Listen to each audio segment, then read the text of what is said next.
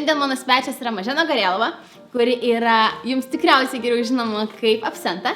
Mažena yra blogerė, truputį prijaučianti youtuberė, stiliaus ikona daugeliui. Taip ir tikėjausi tokios reakcijos. Kaip kilo mintis pradėti blogą apskritai? Papasakok apie blogo pradžią. Tai man pradžioje sveiki visi.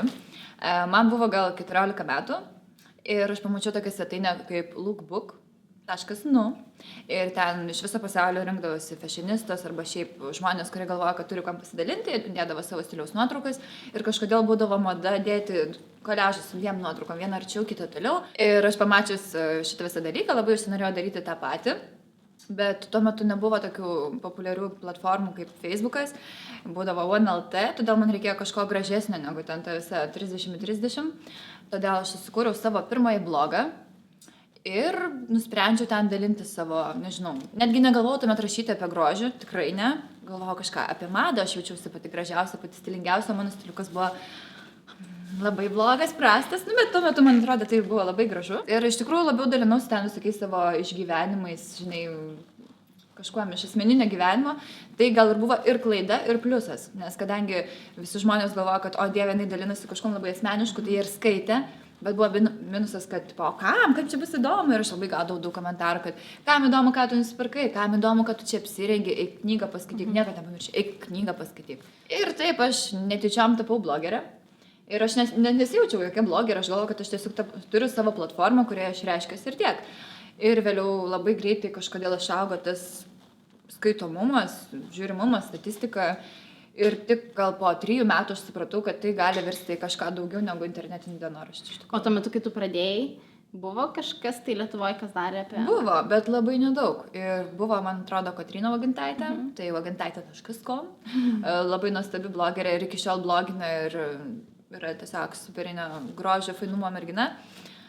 O kitų blogų jie buvo visi tokie labiau gal ten kažkas apie politiką rašė, apie maistą, tokių, kad grinai kažką apie gyvenimo būdą. Na, nežinau. Buvo, tikrai jų buvo, bet aš gal nelabai domėjausi ir daug jų nemačiau, bet kad daug, tai irgi ne. O kelintais tu metais pradėjai? 10. 2010. Tai čia, tai jau 7 metai realiai. Kaip greitai bėga laikas. Kalbant apie dabartinį tavo blogą. Rašai įvairiomis temomis, pradedant laisvalaikių, kažkokių lifestyle temomis ir baigiant stiliumi ir tikriausiai bet kuo. Taip, dabar bet kuo galima apie bet ką rašyti. O kas tau pačiai yra fainiausia, apie ką tau fainiausia rašyti? Man fainiausia rašyti apie stilių, kelti outfitus ir dėl to dažniausiai jie rečiausiai ir pasirodo mano blogė. O kodėl? Ar dėl to, kad tu per daug perfekcionistiškai tai žiūri, priekabiai? Tikrai taip, nes tarkim šiandien irgi fotografavau savo vieną derinį. Ir derinys man patiko, labai man nepatiko siena, kuri buvo už manęs ir man pasirodė, kad jinai netinka ten pagal spalvas ir aš tiesiog rytoj iš naujo turėsiu fotografuoti. Ir man tas nutinka labai dažnai, iš tikrųjų turiu daug nuotraukų, kurių aš nepaskelbiu. Tiesiog aš esu ne už kiekybę, už kokybę, bet kuriuo atveju. O kokius blogo įrašus labiausiai patinka tavo auditorijai matyti? Kai rašau apie savo kažkokį asmeninį gyvenimą arba apie keliones, jeigu aš ten kažkur nuvažiavau, kažką dariau, bet netgi jeigu aš parašyčiau apie restoranų viešbutį, ne taip skaitytų, negu aš parašyčiau visą dienos eigą, bet kai vadinu tą dieną su manimi raštu, tai didžiausias skaitomumas būna tikrai tas. Aš ir norėjau pasikalbėti, turbūt galim prie to ir pereiti, kad dabar vis daugiau blogerių pereina ir į YouTube platformą. Taip. Neiškeičia to, bet prisijungia ir tu tame tarpe. Taip. Kaip manai, kodėl?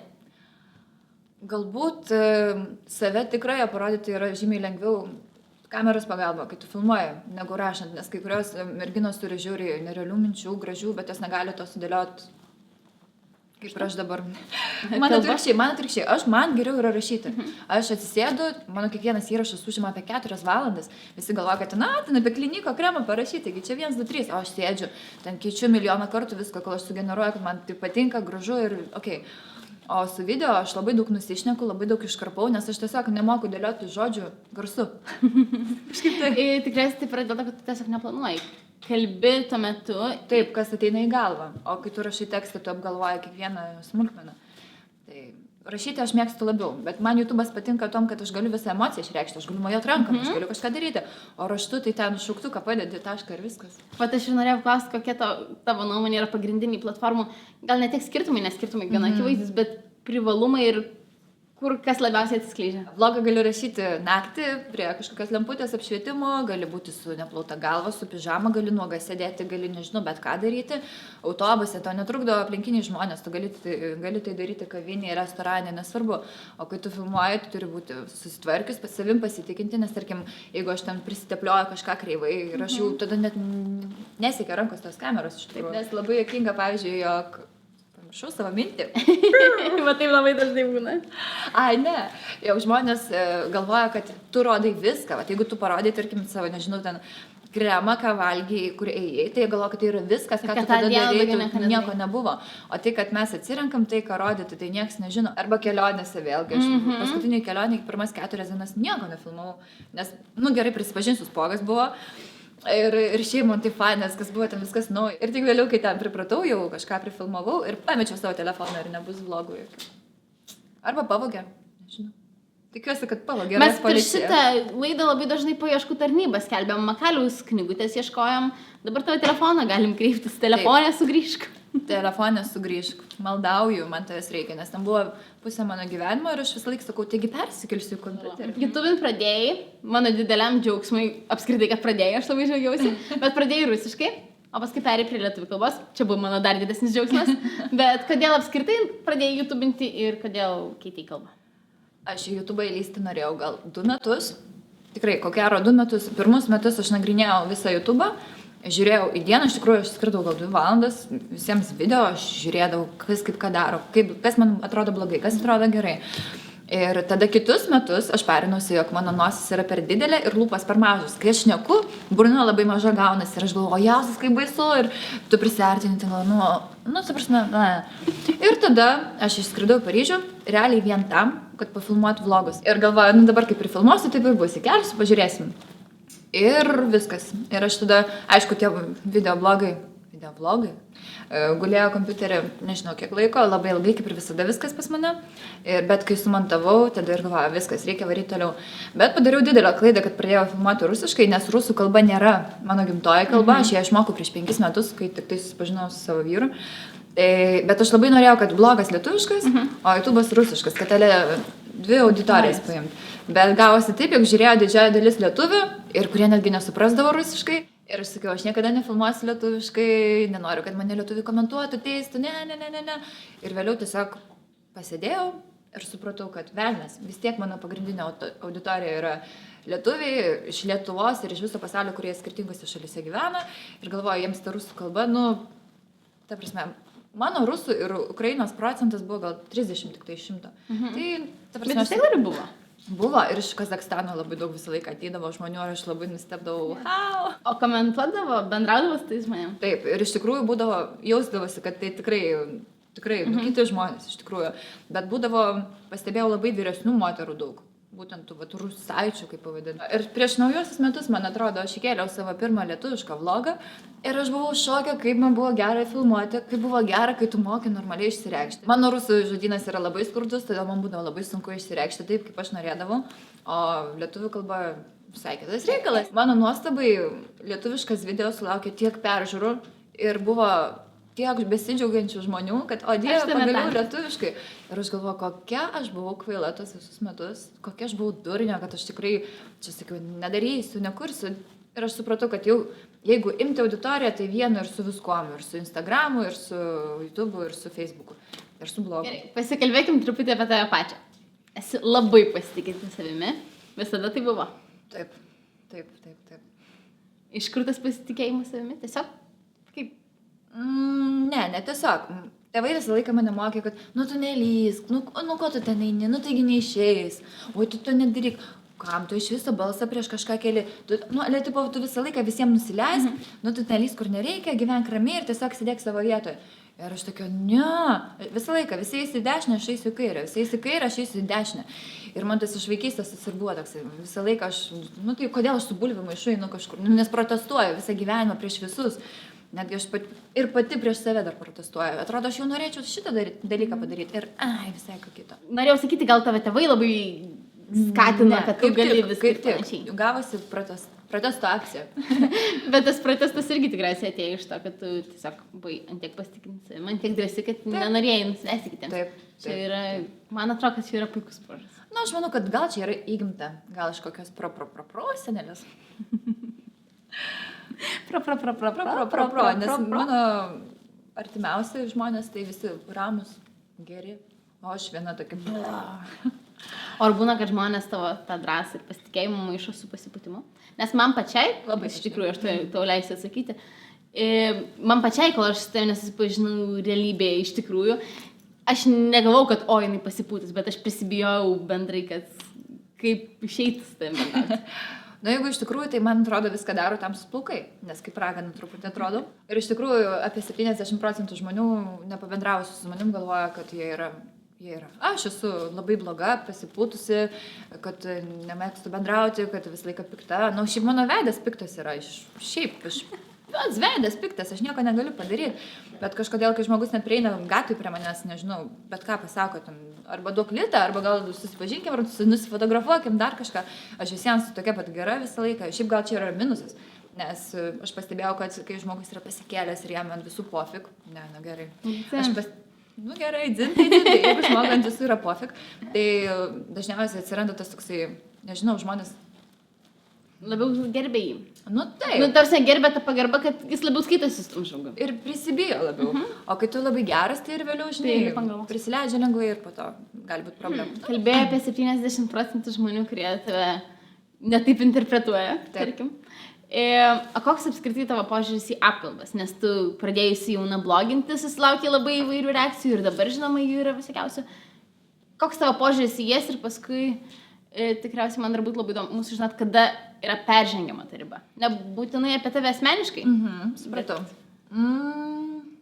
Nežinau, aš net neturiu jokios reakcijos į apkalbas, nes jos iki manęs dažniausiai kažkodėl dabar nedaina. Kai būdavau jaunesnė, tai būdavo, o Dieve, pažiūrėk, apie ten šitą parašė, o Dieve, pažiūrėk, apie ten tą pasakė. Dabar mano ratas žmonių, su kuriais bendrauju, yra gan siauras iš tikrųjų. Taip, aš renginiuose visur ten bendrauju su daug žmonių, pažįstamų yra begalė, tačiau draugų yra, galiu suskaičiuoti ant šitos rankos, ko gero. Tai nedaina tos apkalbas iki manęs, aš iš tikrųjų net neįsivaizduoju, ką apie mane šneka. Aišku, įsivaizduoju.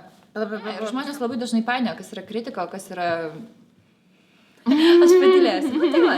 Tai dėl apkalbų aš nežinau, iš tikrųjų, man atrodo, tai yra labai sunku, kai tu esi labai stipriai apkalbamas. Pavyzdžiui, mes turim vieną žvaigždę Lietuvoje, kurią visi apkalbinėja turbūt daugiau negu giria. Aš nenoriu minėti vardo pavardės. Tai aš kartais susimastau, ant kiek jinai yra stipri. Jeigu jinai ir net neištrina tų visų komentarų prastų, po kiekviena nuotrauka ten yra tiesiog savartynas, atsiprašau. Tai juokas juokais, kai visi sako, kad durnas, paikas žmogus, bet koks jis yra stiprus. Ką laikai didžiausiu savo kaip blogerės pasiekimu? Karjeros pasiekimu?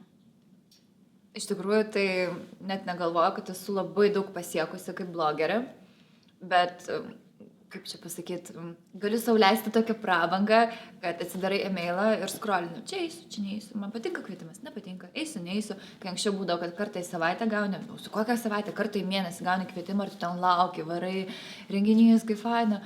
O dabar tai jau gali atsirinkti, kur tau eiti, kur ne, nes vis tiek, bet kuriuo atveju negalima savęs dalinti visiems. Kiekvienas darbas turi būti įvertintas. Ir tie, kurie galvoja, kad tai yra žiauriai easy, čia tu ką, taigi nufotkinai, parašai, jie nemato, kas yra už kadro, jie nemato, kas yra už video filmavimo, jie nemato, kas yra už blogo rašymo. Turėjai normalų darbą. Taip.